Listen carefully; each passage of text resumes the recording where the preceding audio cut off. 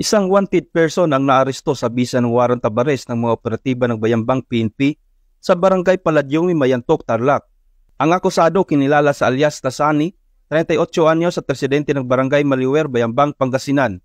Ayon sa ulat, naganap ang pag-aresto bandang alas 2 ng umaga matapos ang matagal na monitoring ng mga otoridad upang masigurong matunton ang kinaroroonan ng akusado.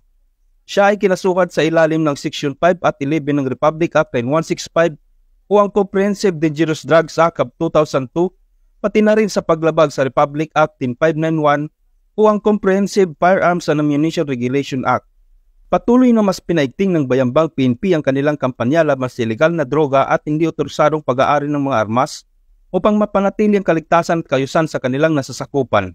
Mula dito sa Ilocos Region, ako ang inyong PNN correspondent, Police Staff Sergeant John Del Supremo, alagad ng batas, tagataguyod ng Balitang Pulis.